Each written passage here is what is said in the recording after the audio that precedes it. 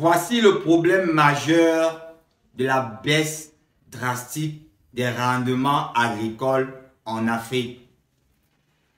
L'Afrique a un potentiel agricole immense. Face à cela, on observe une baisse depuis quelques années des rendements agricoles en Afrique. Le problème majeur ici est la sécheresse.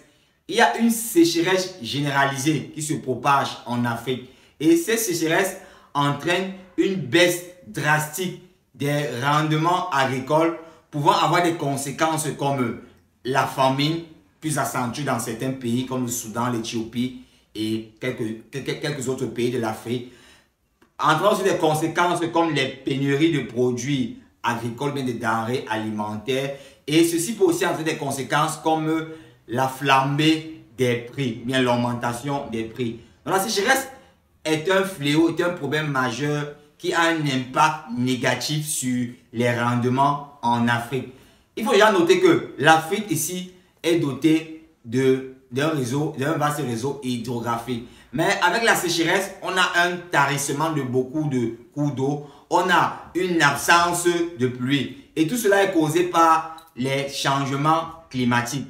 Parce que les changements climatiques aujourd'hui ont affecté le climat et aussi les sols. Maintenant, au niveau de l'Afrique, les changements climatiques sont beaucoup plus marqués par les sécheresses. Alors qu'en Occident, les changements climatiques sont beaucoup plus marqués par les inondations, c'est-à-dire les excès d'eau. Mais en Afrique, c'est plutôt la sécheresse. Et il faut savoir déjà que l'eau est un élément indispensable pour une bonne croissance et un bon développement pour les plantes, surtout pour les cultures maraîchères. Donc, sans eau, on ne pourra pas avoir de bons rendements. Et pour cela, il faut trouver une solution palliative afin de combattre les problèmes de sécheresse pour éviter les pénuries, pour éviter la famine, pour éviter la flambée des prix. Et l'élément favorable, bien l'élément pour pouvoir gérer ce problème de sécheresse est l'irrigation. Aujourd'hui, l'irrigation est une solution importante, indispensable et nécessaire même pour répondre à la sécheresse. Parce qu'avec l'irrigation, plus besoin de saison de pluie ou de saison sèche. Parce qu'avec l'irrigation, vous avez la possibilité de produire à tout moment de l'année. Qu'il pleuve ou pas, qu'il y ait d'eau ou pas, vous avez la possibilité de produire.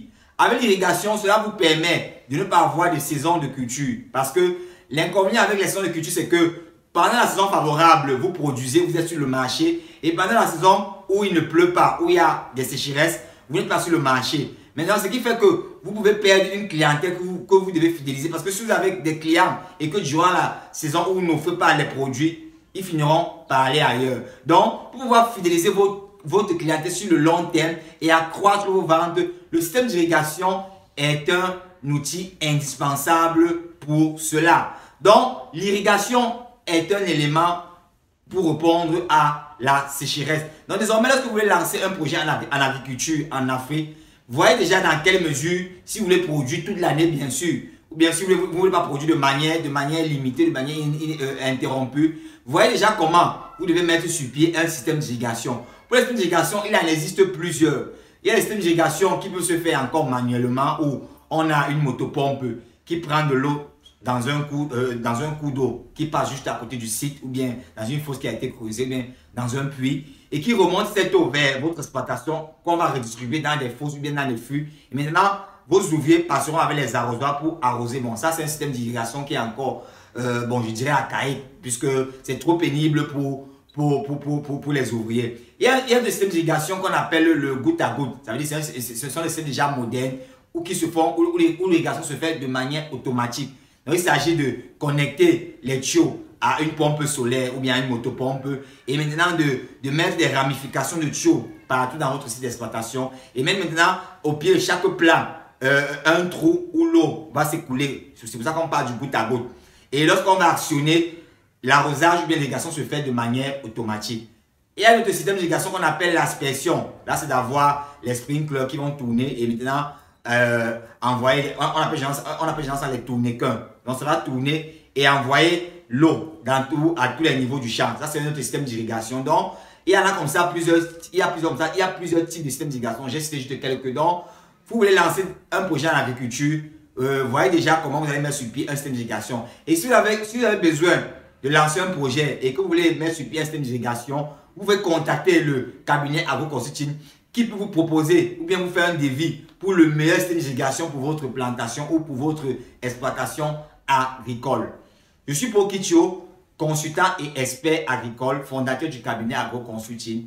AgroConsulting est un cabinet d'expertise agricole et agroalimentaire. Notre mission, accompagner, sensibiliser, conseiller en agriculture, en élevage et en agroalimentaire. Notre vision, c'est d'éradiquer la famine en Afrique. Si vous avez aimé cette vidéo, partagez autour de vous afin que des personnes aussi comme vous puissent bénéficier de nos conseils régulièrement. À très bientôt dans une prochaine vidéo.